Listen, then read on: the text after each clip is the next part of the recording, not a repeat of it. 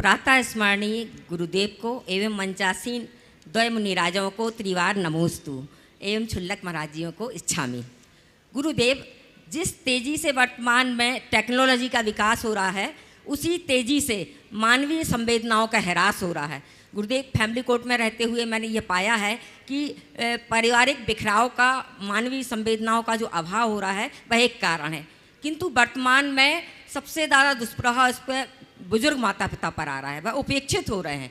तो गुरुदेव, मानवीय संवेदनाओं की कमी का क्या कारण है और गुरुदेव हम ऐसा क्या कर सकते हैं जिससे मानव संवेदनशील बने? देखिए, बड़ा अहम सवाल है। मानवीय संवेदनाएं दिनों दिन हीन होते जा रही है। इसके कारण के पीछे यदि विचार किया जाए तो मुझे इसकी सबसे बड़ी जड़ तो एक ही बात दिखती है कि हम प्रारंभ से ही प्रेम, परस्परता, आत्मीयता, बंधुत्व और सहज जीवन जैसे मूल्यों को गौण कर देते हैं। यदि ये बातें जो हमें पहले परंपरागत तरीके से मिलती थी उसे पुनरुज्जीवित करें तो संवेदनाएं अपने आप बनेंगी। अब हम इन सब बातों को गौण कर देते हैं तो जो अंदर से जगना चाहिए वो जगता ही नहीं। आज माता पिता को लगता है कि वृद्धावस्था में हम अपनी संतान की उपेक्षा के शिकार हो रहे हैं, थोड़ा वे अपने अतीत में लौटें और ये देखें कि उनने अपने प्रारंभिक दौर में संतान के लिए कितना समय दिया।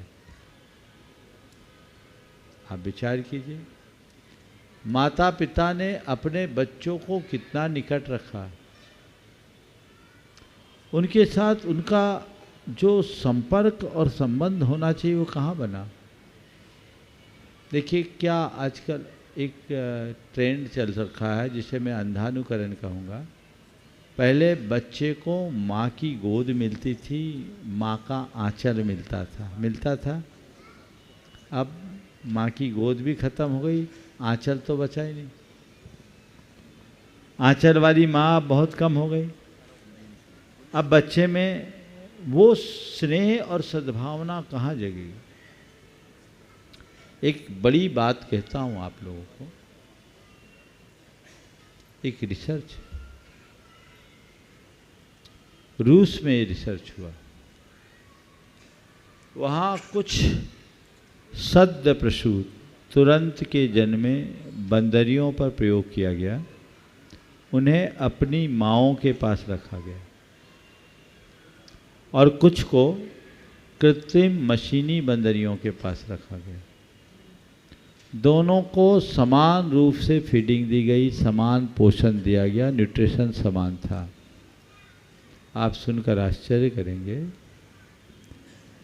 जिनके लिए माँ के पास रखा गया वो बच्चे शारीरिक और भावनात्मक दोनों रूप से बराबर से विकसित हुए, और जिन्हें मशीनी बंदरियों के पास रखा गया उनका शारीरिक विकास तो हुआ, भावनात्मक रूप से वे सब के सब रुग्ण थे।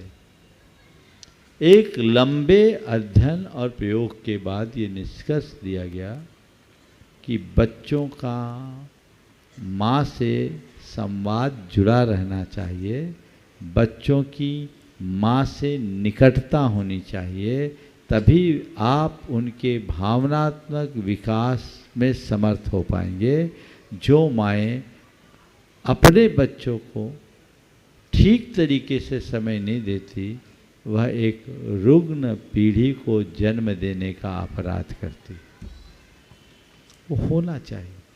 पहले हार्ट बीट मिलती थी, छाती से लगा के रखते थे। मैं शिखर जी में देखा, एक भाई एक बच्चे को एक ट्राले में लेके चल रहा था। जैसे जो तुम्हारा जी का लाल था अब वो एक बोझ सामान बन गया। तो तुम अपने बच्चे को ट्राले में लेके घुमाओगे तो बुढ़ापे में बच्चा अगर तुम्हें वृद्धाश्रम भेज दे तो बुराई क्या है, वो तो रिटर्न वैसे ही आएगा ना। सही है। आजकल वो एक टांगने वाला होता, कंगारू की तरह टांग लेते, क्या बोलते उसको क्या बोलते उसको, बेल्ट, क्या नाम उसका, हाँ, बेबी बेल्ट। बेबी बैग, सही बात, अपन इसलिए बच्चों को नहीं कंगारू बैग नाम ही उसका। दिया। अब एक बार पहुंचा, बोले क्या क्या कर रखा है भैया? बोले इसको दुनिया दिखा रहा हूँ। बोले ठीक है, ये तुम्हें दुनिया दिखा दे। कंफर्ट के साथ साथ भावनात्मकता होनी चाहिए। तो ये प्रारंभ से ही गौण होने के परिणाम स्वरूप ऐसा होता है, इसलिए इन बातों पर हमें ध्यान रखना चाहिए।